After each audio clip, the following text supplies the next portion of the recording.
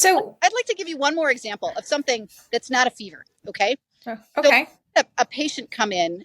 She was under consistent care for another reason, but she came in and she had a pimple on the end of her nose. And over the course of a week or so, I watched this pimple getting bigger and bigger, and nothing was happening. And she began to get really red around her nose, around the pimple. And I made a comment about it one day, and I asked the mom, what's going on with this pimple? And she said, I don't know. It just seems like it's bigger than normal. It's not behaving like a normal pimple. And so we're going to the dermatologist to find out what to do. And this is where I had the empowerment conversation with mom. And I said, here's what's going on. You have an infected pimple that's gone a little deeper than it normally does. One of the easy ways that you can manage this without running to the doctor is to go home, get a hot compress, put it on her nose so that it brings the infection out. Once the infection is coming out, now you just squeeze all that infected pus out of it, clean it, and put on, she was already using essential oils, an essential oil that's going to manage the bacterial infection, clean it up, and let it go. Oh, I don't know. I think I'll go to the dermatologist. She came back in 2 days later and said, I went home and I tried what you recommended. Hot compress, pushed the pus out, and look at how much better she is. And now she feels amazing because she didn't go spend whatever the money was and give it to the dermatologist who was simply going to say, squeeze the pus out and let it heal. So it's not always fevers. It's not, moms need to be able to be moms and make good decisions without feeling afraid. And the funny thing was, this mom said, that's kind of what I wanted to do, but I was too afraid to make that choice. I was too afraid that I was going to be wrong. And that makes sense, right? It does. Because this is another human's life. This human depends on you to love them and to protect them and keep them safe. So I understand the fear that can get caught up.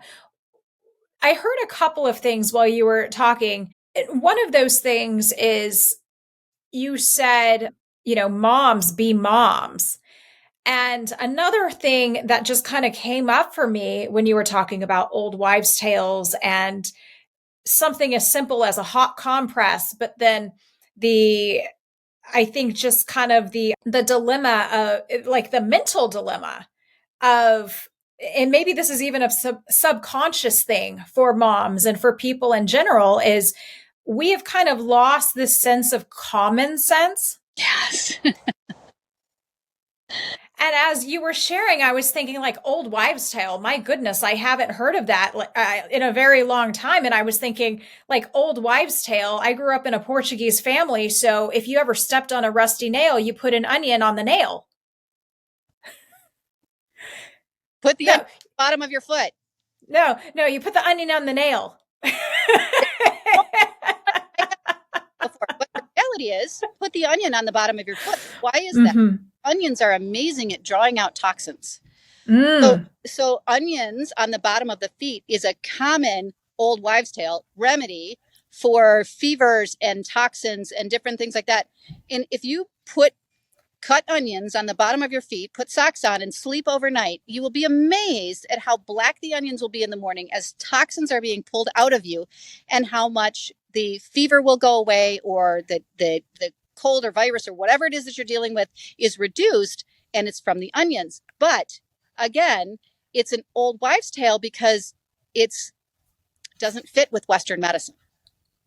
But it really does work. There's lots of people who still do that and do it effectively. So you can use onions on your feet. I wouldn't do it on the rusty nail. I would do it on the foot.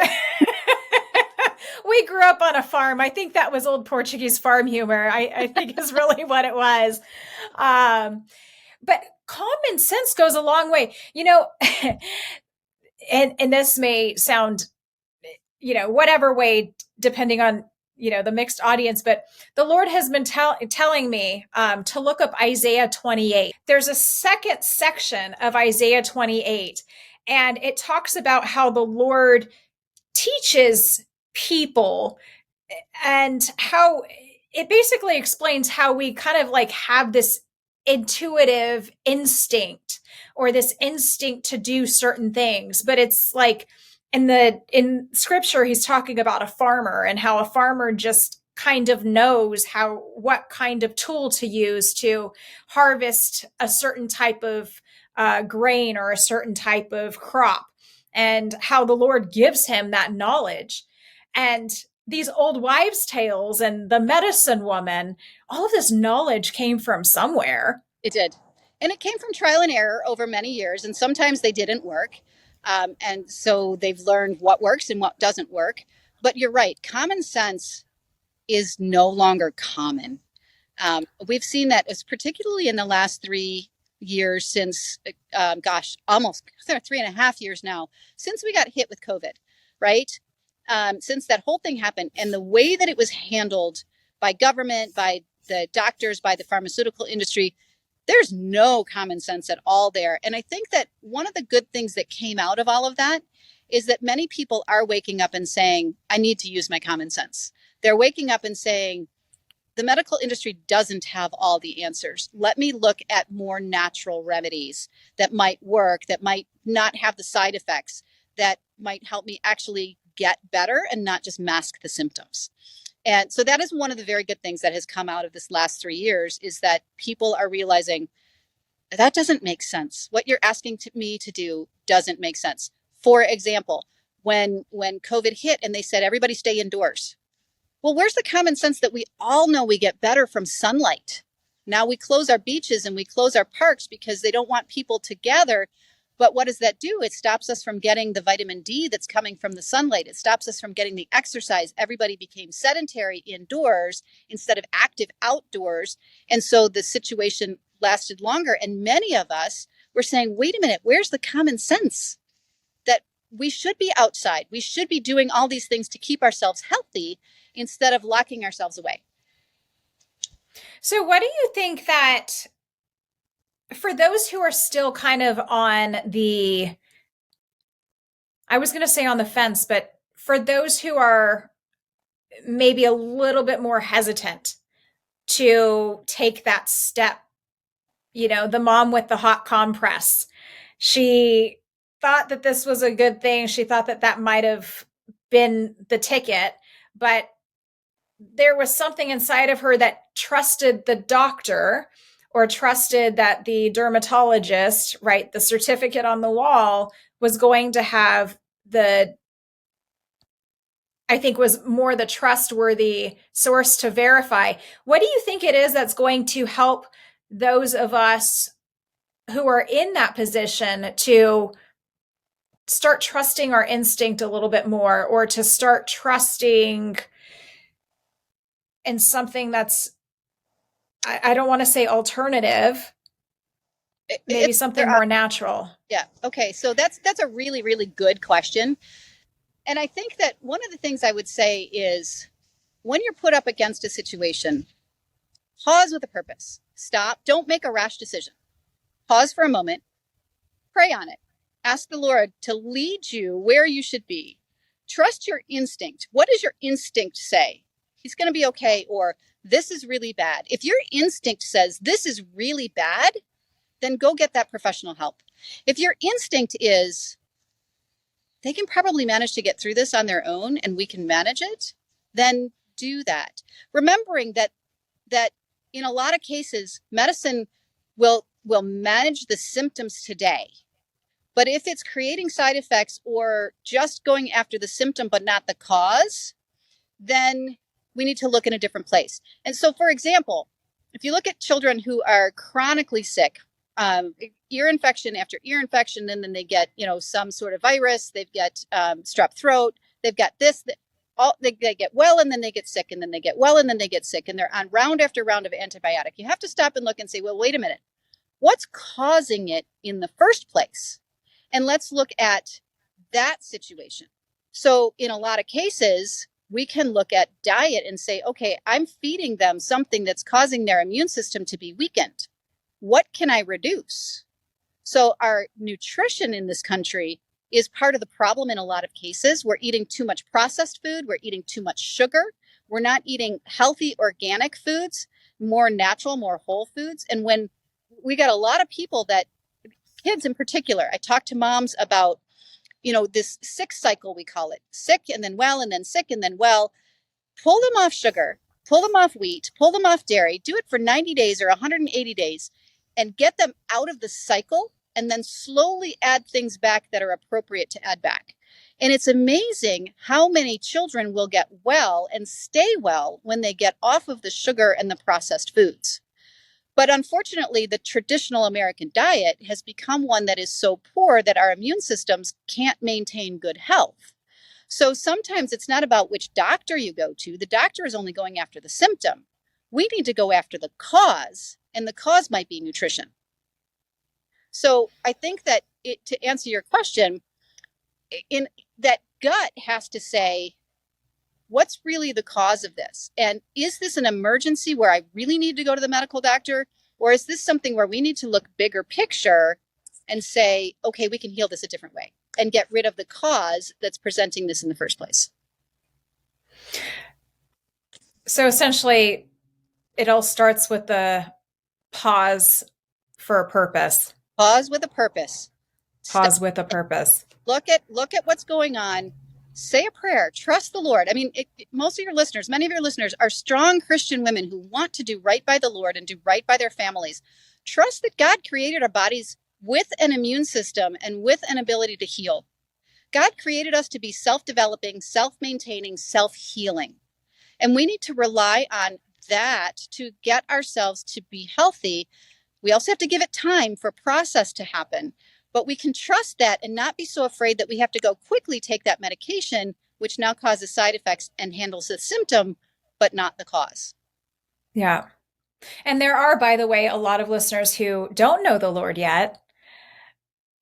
So for those of you who don't have a relationship with the Lord yet, the answer is still the same. The answer is still the same, because if you don't know the Lord and you know that He created us to be self-healing, self-maintaining, whatever I said, I can't remember the three in order, self-developing, self-maintaining, self-healing. Even if you don't know the Lord, you know that everything is a process. And if you use your intelligence to look at how do things work, you will realize that time helps. So slow down and allow time to take its process and the body to heal itself. Everybody knows, if you think about it, does the surgeon heal you? No, you go to the doctor if you need surgery and you have surgery. He does not heal you.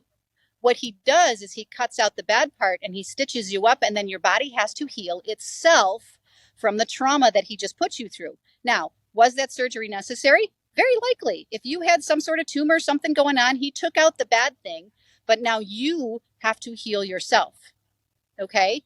So if people realize that healing is a process that the body does on its own, we just need to set the situation into the right place so those circumstances can happen, right? So that healing can happen.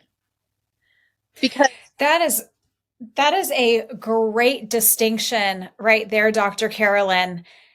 I think many of us maybe it's just me. I know that in my brain, I think if I need to go to the doctor, if I think I need to go to the doctor for something, if I am going in for surgery for something, the doctor's going to take care of it. I come home, my body heals, and then I go on with my life. But you're saying you go into the doctor, she performs the surgery, removes or fixes, gets right whatever needs to be gotten right. You go home and you need to help your body, support your body to do the healing functions that it's designed to do, right, so that you don't have to continue on this cycle, right, but rather hop out of this cycle and have a more productive, happy, healthy, joyful life. Exactly. Doctor doesn't heal. The definition of doctor is teacher. So the doctor will tell you what you need to do and provide the tools for you to do what you need to do. But the healing is something that you do to your own body.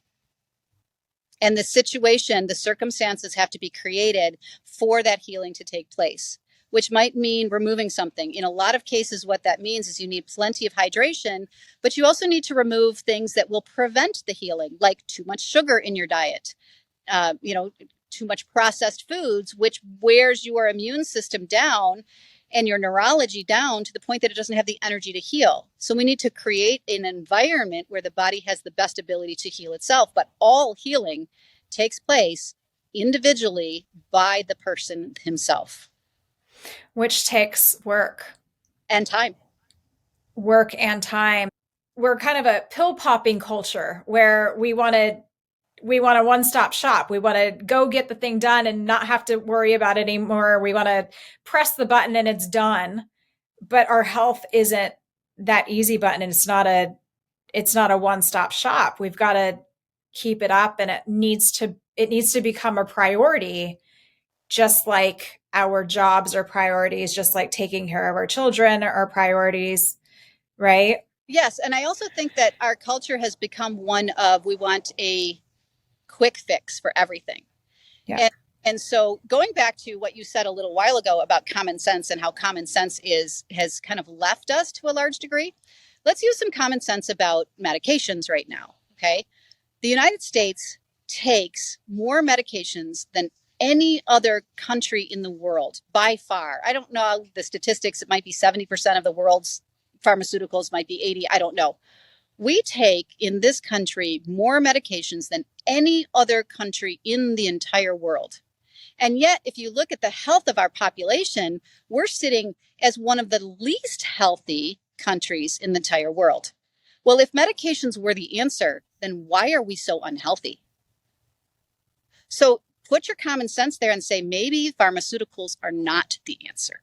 Maybe we need to look at more holistic, natural remedies that are going to enhance the healing instead of creating so many side effects that now the symptom might be gone, but now we have new symptoms. And I hear even too in this whole sociological dynamic of the herd mentality, which by the way, isn't a bad thing. We were designed, maybe herd mentality is kind of a derogatory term. But we were designed for community. We were designed to adapt our thoughts like the majority of those around us. That is for protection. That's also for connection and lots of really good things.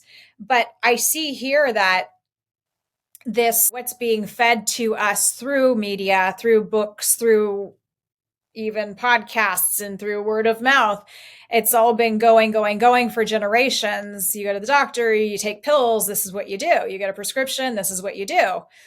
You turn 50, you get your 50 plus exams, and then you get on this new track for senior citizen care, right? And it's like you're on this conveyor belt of life and you're on your way out.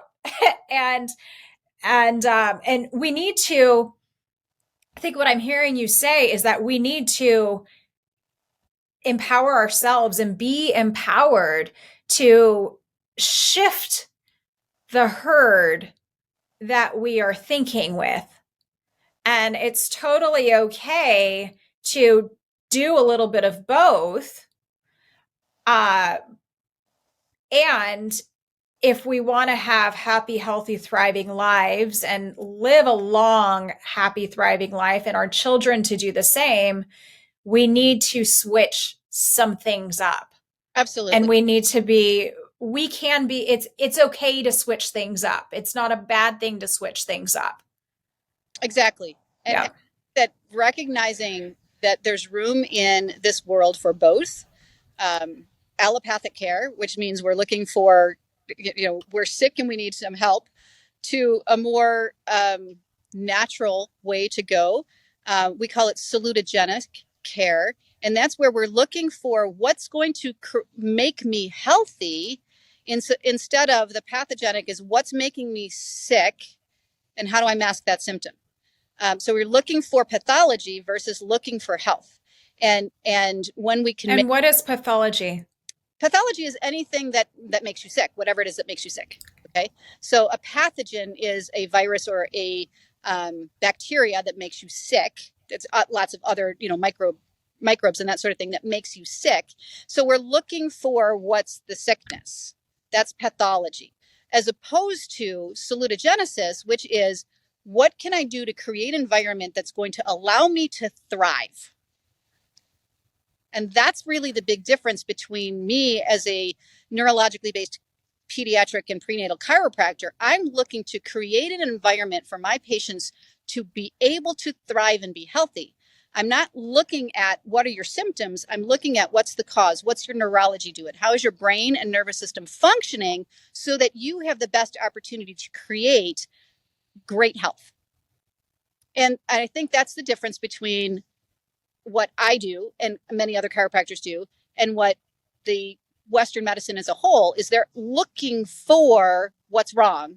We are looking for what's right and how do we enhance it. So it's a big difference. Yeah. So how do people find other chiropractors who practice and think the way that you practice and think? Well, there's a couple of things. If you're looking for chiropractors and you're looking for a pediatric or prenatal chiropractor, there is an organization that I'm a part of called PX Docs. And there's about, I'm not sure the number right now, somewhere between 800 and 1,000 of us across the country that are all training and studying and learning the same way. And we do our scans and whatnot to find out what's going on. And we're training in a common way to help people get healthy. So if you go to pxdocs.com, in there, you'll see lots of resources of information, but also give you an opportunity to put in your zip code and find a PX doc near you. And that helps you to find one.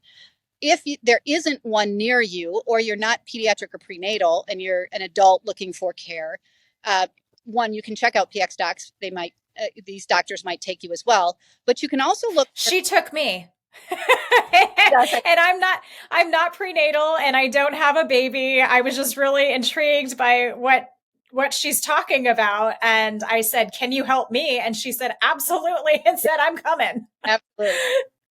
So the other thing is, if you don't have a PX doc near you, or that's not what you're looking for, you can look for a neurology-based chiropractor, somebody who is focused on the neurology. And they will often be able to help you very, very well as well. There's a lot of very good ones out there. And so chiropractic in general is going to lead you more down the salutogenic path. But there's many also that are traditional pain-based chiropractors that are closer to the medical model. So it depends on what you're looking for. If you're really looking to go holistic, you need to find a neurology-based chiropractor. That's really the best bet to go to. Okay. And is that easy to find? Like if you were to Google neurology-based chiropractor, is that somebody that's going to come up in the results, or is there some other type of keyword to search? Yeah, a lot of times it will. Okay. That will come up. If you put that in near me, my name will come up. Okay. Well, Dr. Karolyn, this has been so educational and such a treat. And I would love for you to come back and talk more about all of this because I am just all about it. And I know that my sister-in-law, when I told her she has a 1.5-year-old little boy who, not coincidentally, or maybe coincidentally, when they came and visited me from California and Florida, he got an ear infection while they were here. And she took him to the doctor because she's like, he's got this fever. He's had this fever for a while. And, we love the little boy. So we're going to do what we have been taught is best to do. Right. So, and then she also has a little 5-year-old who is just, the apple of my eye. And she had no idea that this technology that you practice is available. So I think that's this has been wonderful. One of the big messages I get out there is that people have a choice. Western medicine is not the only option. There are many, many other options out there. You just have to look for them. Well, this has been so educational and so informational, and I have really enjoyed this conversation. And I would love for us to have another conversation because you are just a wealth of knowledge and inspiration. I know to me, and I'm not a mom yet. So I hope that our listeners have gleaned some really great things from you as well. So Dr. Karolyn, thank you. Thank you, Holly. This has been a pleasure. I've enjoyed speaking with you today, and I look forward to another opportunity to share more information with your audience. Great.